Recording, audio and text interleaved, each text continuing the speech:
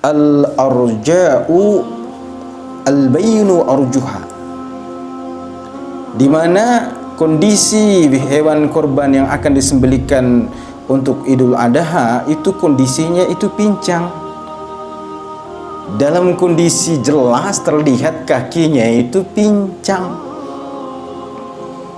Ini perlu nanti kita paham. Bagaimana pincang ini Ustaz?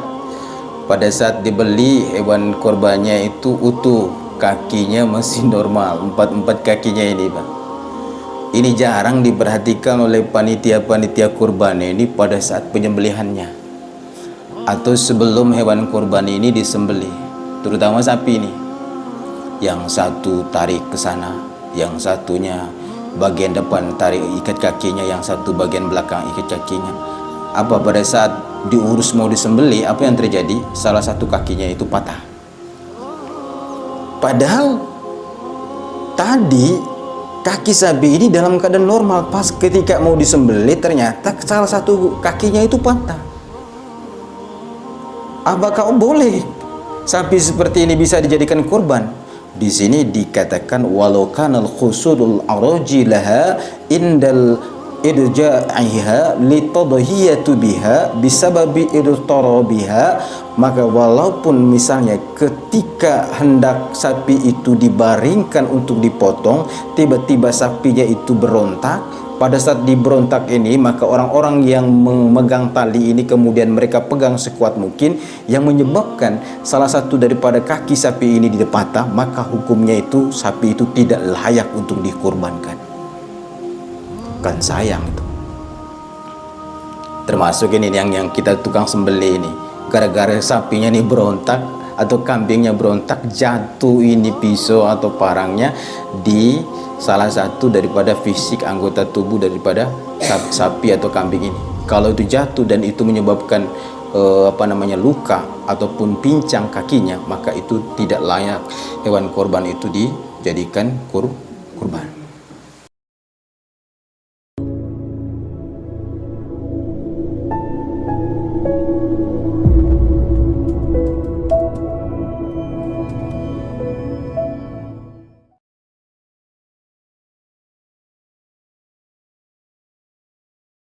Assalamualaikum warahmatullahi wabarakatuh. Waalaikumsalam warahmatullahi wabarakatuh. Alhamdulillah wassalatu wassalamu ala Rasulillah Sayyidina wa maulana Muhammadin wa ala alihi wa sahbihi ajma'in. Wa qalu subhanaka la ilma lana illa ma 'allamtana innaka antal alimul hakim. Rabbi zidna ilman warzuqna fahman warhikna bis-shalihin. Hadratil mukarramin, yang saya hormati para orang tua sepuh yang sempat hadir malam hari ini, Bapak Sulaiman, Bapak Dullah, serta pengurus masjid kita, Bapak Bendahara masjid musola, dan yang saya hormati juga ibu-ibu majelis taklim. Masya Allah, jadi makin hari makin berkurang. Seperti yang saya bilang itu pasang surut, kadang pasang kadang surut. Jadi mohon maaf, minggu yang kemarin saya tidak sempat isi majelis taklimnya karena saya huru-hara berangkat ke misi majelis taklim di Hadakewa. Jadi ibu-ibu insyaallah hari Selasa itu sudah paten, tidak akan mungkin nanti kita akan. Yang penting ibunya tetap semangat. Bapak Ibu hadirin rahimakumullah, kita patut bersyukur kepada Allah karena saat ini masih kita diberikan kesehatan. Kita diberikan karunia nikmat oleh Allah. Begitu banyak karunia yang Allah berikan, la tuhsuha. Ibu kalau hitung bagaimana nikmat Allah beri kepada kita itu tidak bisa dihitung. Bayangkan kalau kita hitung bagaimana oksigen yang kita hirup setiap saat, Masya Allah itu gratis Allah berikan. Akan tetapi kata Allah, qalilan ma tashkurun. Nikmat ini yang diberikan oleh Allah amat sangat sedikit manusia itu yang bersyukur. Jadi kita hadir di sini di majelis ta'lim ini salah satu tanda orang yang nanti di husnul khotimah kan. Ketika dia meninggal, dia wafat dalam keadaan husnul khotimah, maka dia dipilih oleh Allah untuk hadir di majelis ta'lim seperti ini. Makanya Bu, jangan bosan-bosan untuk hadir di majelis ta'lim. Salawat dan salam kepada junjungan Nabi Allah Muhammad Rasulullah sallallahu alaihi wasallam, kepada para keluarganya, para sahabat, para tabi'in serta pengikutnya yang setia hingga yaumul qiyamah. Mudah-mudahan kita yang masih mahabbah mencintai Rasulullah saat ini sudah istiqomah terhadap ajaran Rasulullah. Kita semua nanti Pak Bu akan mendapatkan syafaatul udhmah dari baginda Rasulullah sallallahu alaihi wasallam pada yaumul qiyamah. Amin ya rabbal alamin. Video kita minggu lalu itu mendapat tanggapan, ada pertanyaan yang mungkin pertanyaan ini kita akan bahas pada malam hari ini. Ustadz, bagaimana hukumnya seekor hewan yang akan dikurbankan itu, tapi hewan ini adalah hewan yang sudah dikebiri. Jadi video itu cukup lumayan orang yang nonton, hampir 300-an di Facebook, kemudian di YouTube alhamdulillah hampir 100 orang lebih, kemudian di TikTok juga lumayan banyak juga orang yang nonton video itu. Ada bertanya menarik, bagaimana hukumnya kita kurban dengan menggunakan hewan yang telah dikebiri? Sebelum menjawab itu, malam hari ini Bapak Ibu kita akan bahas hewan apa saja. Minggu kemarin kita telah bahas kalau domba itu usianya 1 tahun 1 hari, menurut para ulama Syafi'i itu layak untuk dijadikan kurban. Kambing dia usianya itu adalah kambing Jawa 2 tahun 1 hari atau jalan 3 tahun layak untuk dikorbankan. Kemudian kita juga telah bahas bahwa hewan kurban unta itu harus usianya itu 5 tahun jalan ke 6 tahun.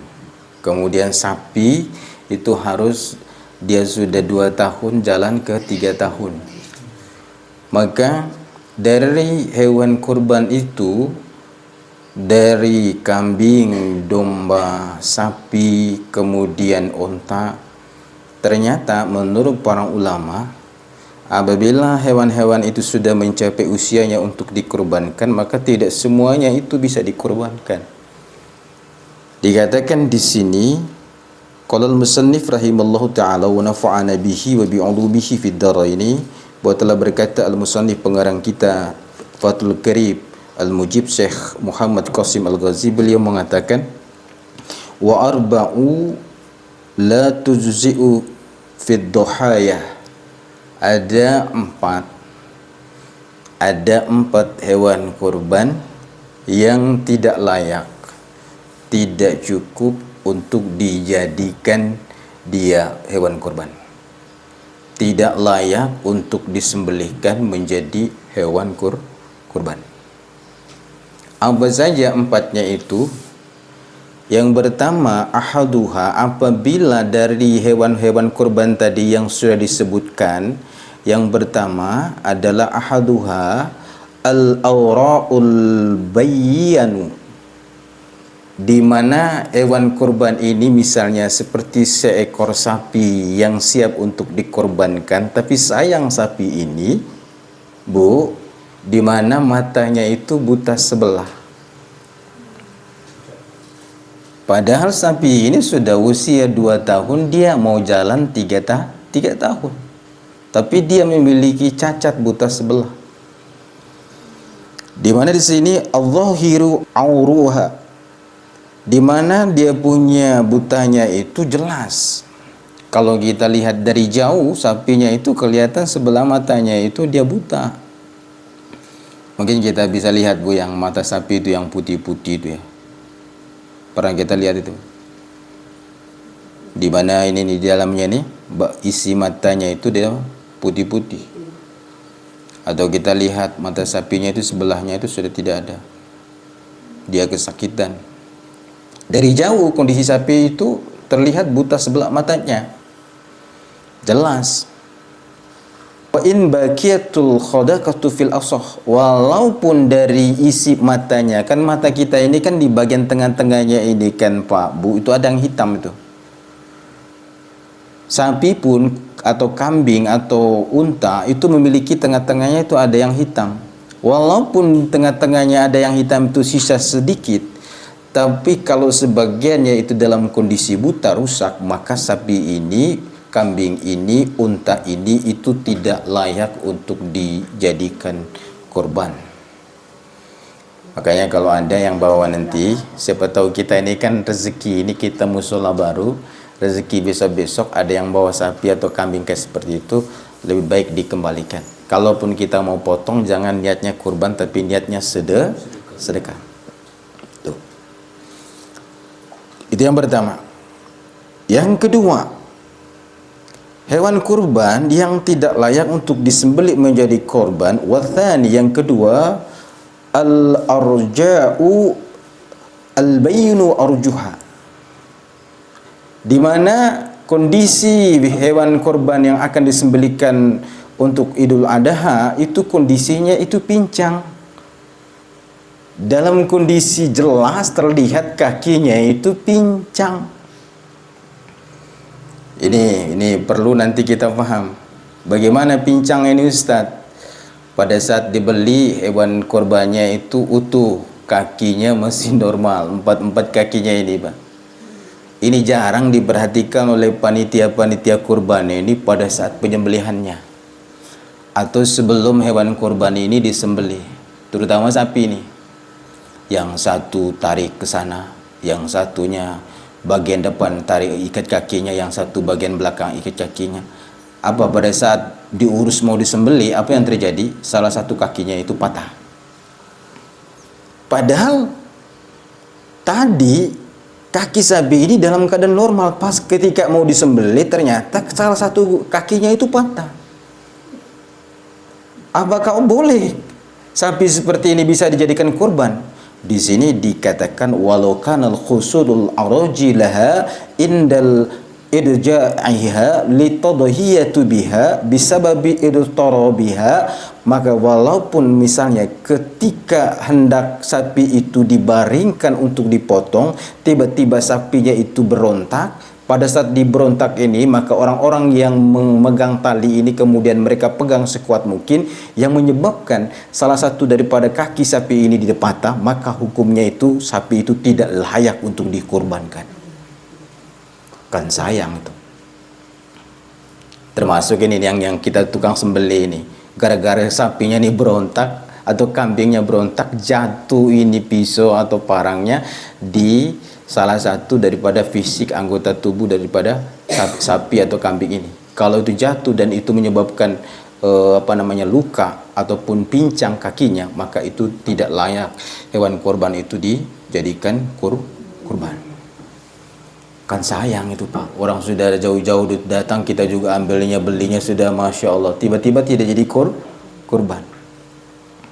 Itu yang kedua.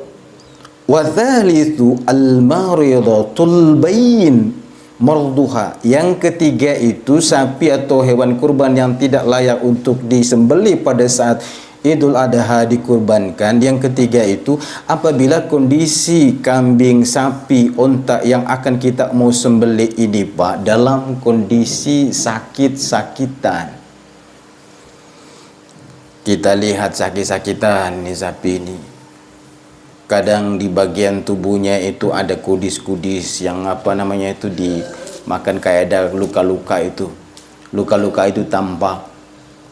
Maka kalau dalam kondisi seperti ini, dalam sakit-sakitan, sakitnya cukup parah, maka hewan kurban itu tidak layak untuk dikurbankan. Tetapi dia bilang wala yadurru yasiru hadhil umur. Apabila sapi itu atau kambing atau unta yang akan mau disembelihkan ini, dia punya sakitnya ini tidak terlalu parah, masih bisa itu dikurbankan. Ini yang ketiga. Yang keempat, Warrabi'u, hewan yang akan dikorbankan tapi tidak layak untuk disembelih dijadikan hewan kurban. Yang keempat itu adalah al-ajfa'u, wahia allati dhahaba mukhumuha, di mana kita beli sapinya besar, usianya 2 tahun lebih bahkan sampai 3 tahun tapi kurus. Kambingnya juga sudah usia, kambing ini berapa tahun? Sudah usia kambing ini 2 tahun. Domba yang kita beli usianya sudah 1 tahun lebih, tapi domba dan kambingnya ini kurus. Makanya kalau mau kurban karena ini Pak, itu bukan ibadah untuk enak-enakan, tapi ini adalah ibadah ritual yang diajarkan oleh Allah, kemudian diteruskan oleh baginda Rasulullah berdasarkan millah yang diajarkan oleh baginda Nabi Ibrahim alaihi salatu wasallam. Ibadah ini. Maka kalau kita mau kurban itu pilih, jangan lihat dia punya apanya. Bahkan tidak perlu, kata orang tua itu, kalau mau kurban ya jangan tawar-tawar lah. Kalau mau tawar lihat dulu harga yang sedikit-sedikit. Lihat kondisi fisiknya, kalau memang fisiknya bagus ya alhamdulillah. Itu. Maka oleh karena itu ketika dia kurus, yang jelas sumsum tulang belakangnya itu hilang. Dhahaba mukhumuha, sumsum tulang belakangnya itu hilang. Kan di dalam tulang belakang kita ini kan ada apanya, kalau kita masak itu daging sapi itu, coba dimasak tulangnya itu, di bagian dalamnya itu kan ada semacam otak itu hilang kalau dalam keadaan kurus itu hilang. Padahal kata ulama itulah yang bagian yang paling nikmat dari daging kurban atau sapi yang kita sembelih jadikan kurban itu ketika makan oleh orang yang kita berikan dia daging itu atau tulang itu, maka bagian itulah yang paling nikmati dimakan.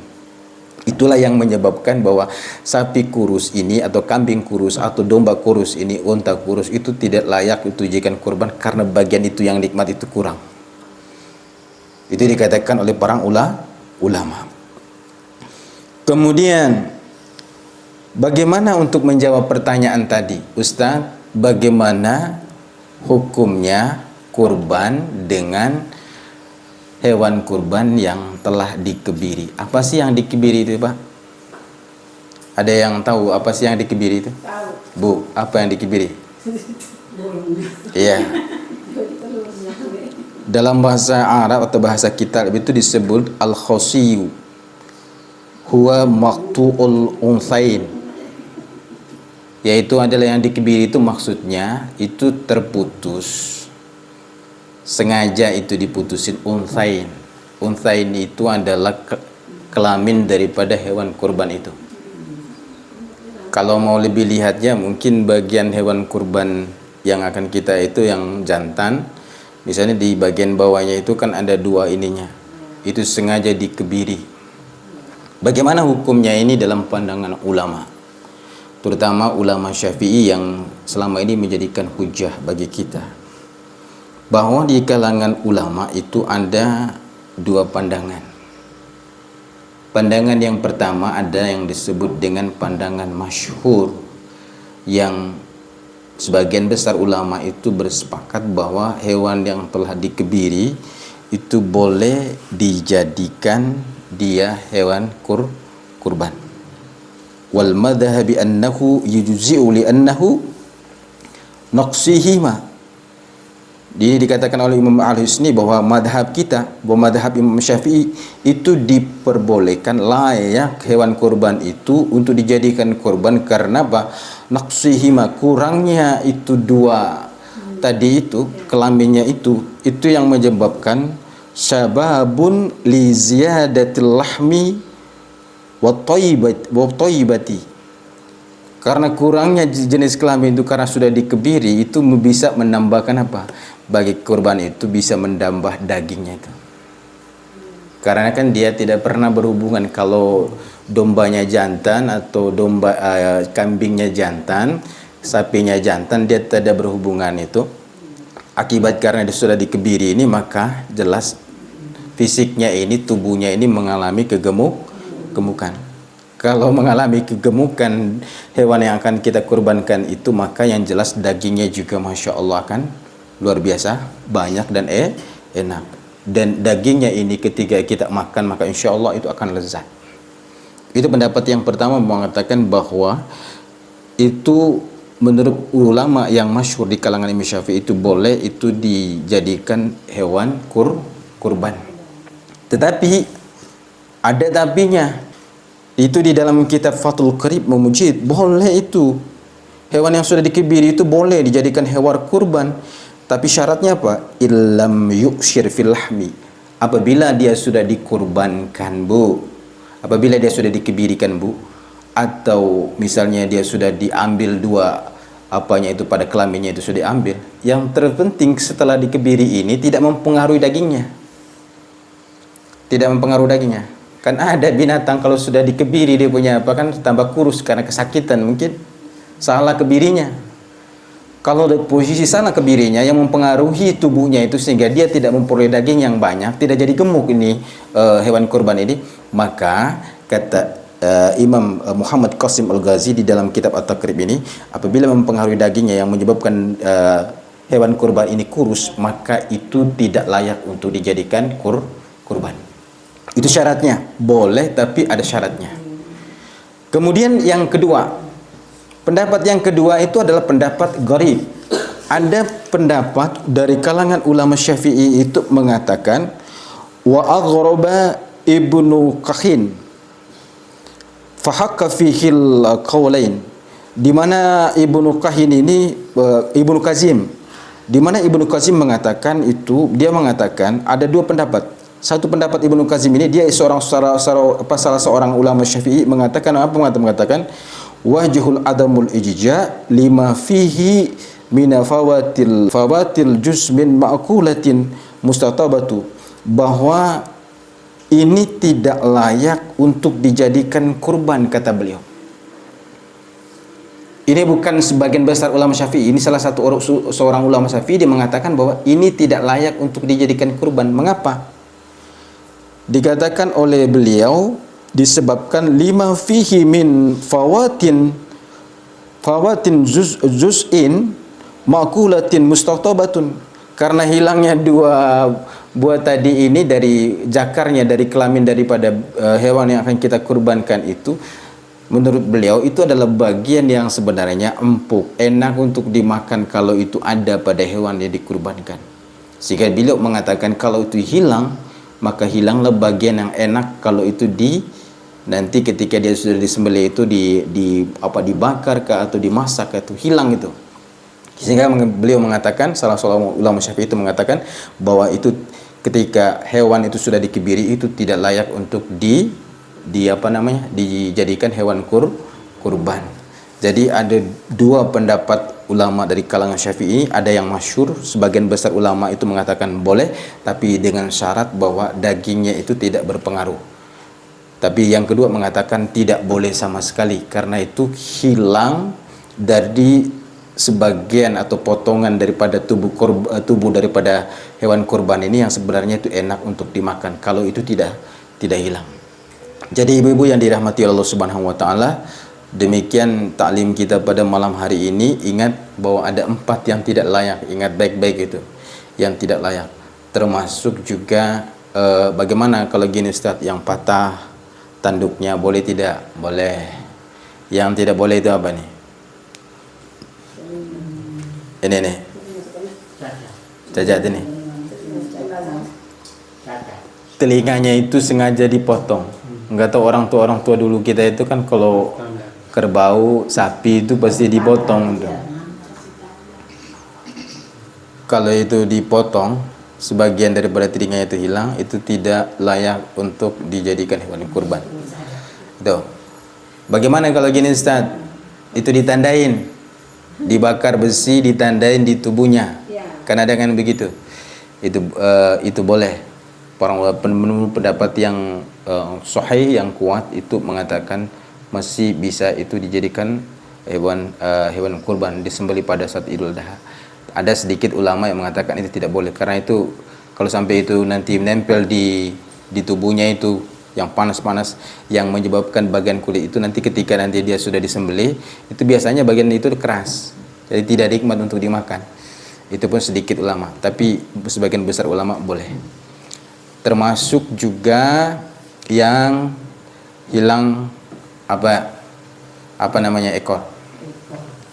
Kalau ada yang hilang ekor dari lahir, tidak ada ekor, itu masih bisa untuk dikorbankan. Jadi ibu-ibu yang dirahmati Allah Subhanahu wa taala, demikian taklim kita pada hari ini. Kalau mau ada ditanyakan, silakan ditanyakan. Mudah-mudahan kita semua tetap istiqomah bayah insya Allah.